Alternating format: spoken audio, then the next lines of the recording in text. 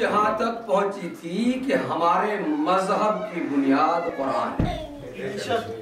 ہم قرآن سے باہر کوئی عقیدہ قبول ہی نہیں کرتے، اس لیے نہیں کرتے ہیں کہ قرآن اللہ کا وہ کلام ہے کہ جو حرفوں میں آیا ہے۔ ابھی عرض کر رہا تھا آپ سے، اللہ کا وہ کلام ہے کہ جو حرفوں میں آیا ہے، اور اللہ کے اس کلام کے ساتھ وہ کلام بھی ضروری ہے جو وجود میں آیا ہے، جو وجودی کلام ہے۔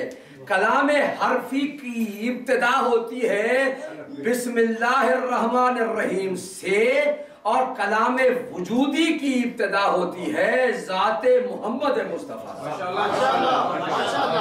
کلام وجودی کی پہلی آیت محمد مصطفیٰ، دوسری آیت علی مرتضیٰ، تیسری آیت فاطمہ الزہرا، چوتھی آیت حسن مجتبیٰ، اور پانچویں آیت حسین سید الشہداء۔ اور محمد والے محمد صلوات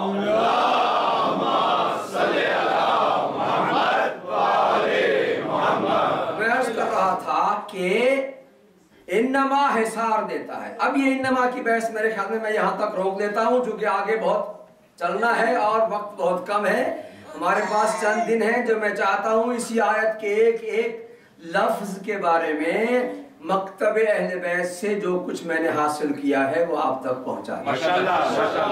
بلند آواز سے درود بھیجیے محمد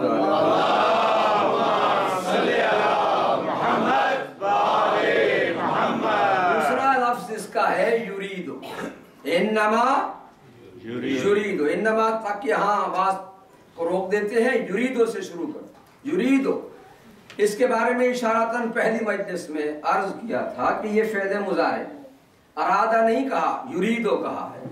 اب اس یریدو میں حال اور مستقبل دونوں آتے ہیں، لیکن اللہ کا ارادہ کیا ہے اور اللہ کا ارادہ اور بندوں کا ارادہ، ان دونوں میں فرق کیا ہے، آج میں یہ آپ کے سامنے پیش کرنا چاہتا ہوں۔ اللہ کا ارادہ کیا ہے؟ انما امرہ اذا اراد شیئا، ابھی آیت پڑھی، انما امرہ اذا اراد شیئا۔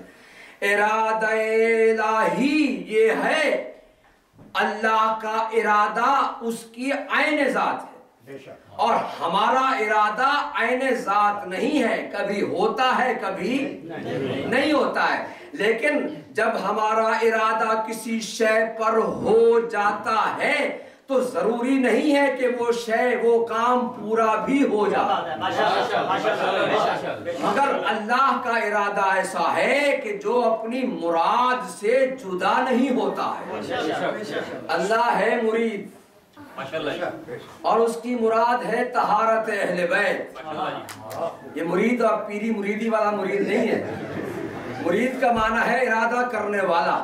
اللہ ارادہ کرتا ہے مگر اللہ کی ذات عین ارادہ ہے۔ جیسے اللہ قادر ہے، اللہ عالم ہے، وہ قدرت اس کی عین ذات، علم اس کی عین ذات، اسی طرح سے ارادہ اس کی عین ذات۔ جو ہی اس نے ارادہ کیا وہ مراد ہو گئی، جو ہی اس نے چاہا۔ اب یہاں پر میں شاید کسی اور وقت وضاحت میں جاؤں گا، کافی وقت گزر چکا ہے۔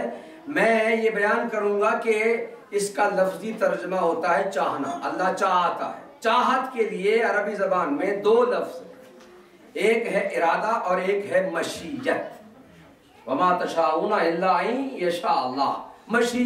مشیت کا معنی بھی ترجمہ بھی کیا جاتا ہے چاہنا، ارادہ کا ترجمہ بھی کیا جاتا ہے چاہنا۔ ان دونوں میں بڑا دقیق اور باریک فرق ہے، لیکن اشارتاً عرض کرتا چلوں ایک وہ فرق کہ جو علامہ طباطبائی نے المیزان میں لکھا ہے، وہ فرماتے ہیں ارادہ اور مشیت میں فرق یہ ہے کہ مشیت کبھی بدلتی رہتی ہے، ارادہ کبھی بدلتا ہی نہیں۔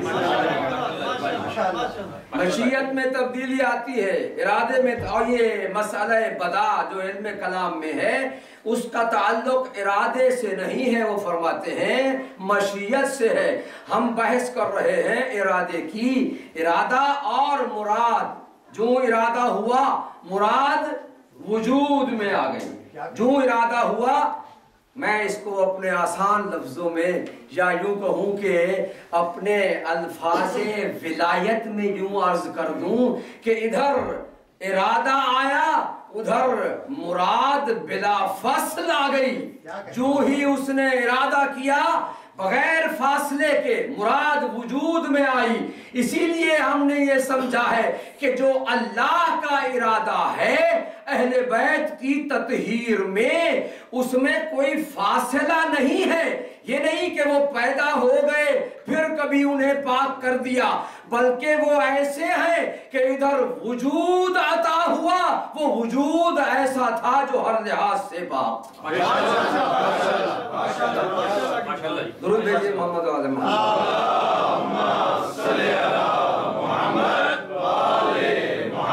ہمیں ان مجالس میں آیات قرآنیہ سے کچھ سیکھنا ہے تاکہ ہم قرآن جب پڑھیں. میں عام طور پر کہا کرتا ہوں ہم مجلسوں میں قرآن پڑھنا نہیں آتے، ہم مجلسوں میں قرآن پڑھنے نہیں آتے، مسجدوں میں جاتے ہیں قرآن پڑھنے کے لیے، مجلسوں میں آتے ہیں قرآن سمجھنے کے لیے. حسین ہمیں قرآن سمجھاتے ہیں کہ اللہ نے جو پڑھ کے آئے ہو وہ آؤ میں تمہیں بتاتا ہوں کہ اس کا معنی کیا ہے. اسی لیے میں نے عرض کیا کہ ایک کتاب میں مرتب کر رہا ہوں وہ آیتیں کہ جن کی تفسیر امام حسین علیہ السلام نے کی ہے.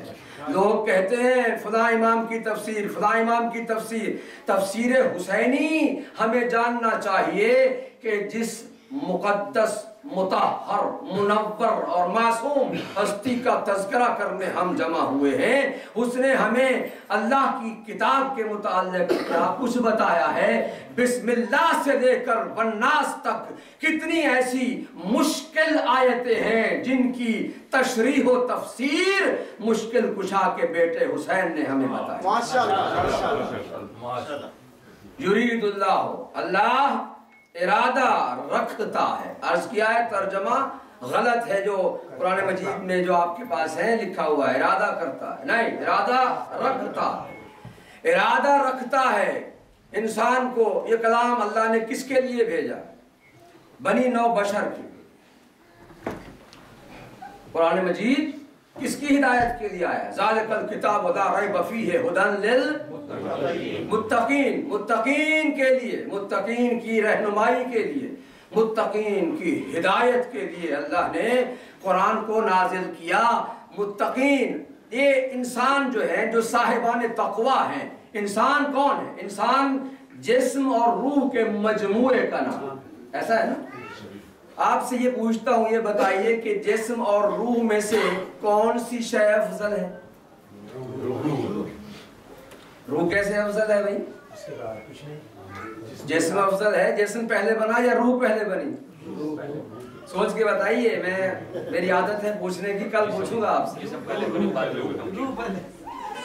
پہلے بنا بعد میں روح آئی. اب فرق ہو گیا کہ نہیں؟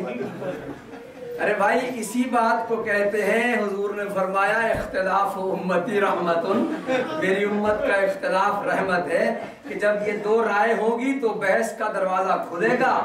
یہ کہتے ہیں کہ جسم پہلے بنا، وہ بھائی کہتے ہیں کہ روح پہلے بنی. اب آئیے ذرا جاتے ہیں اس دروازے پر جسے رسول اللہ نے کہا مدینۃ العلم کا دروازہ یہ ہے. اس سے پوچھتے ہیں مولا یہ فرمائیے کہ روح پہلے بنی یا جسم پہلے بنا؟ تو ایک شخص نے جا کے پوچھا مولا کائنات حلال مشکلات امیر المؤمنین علی ابن ابی طالب،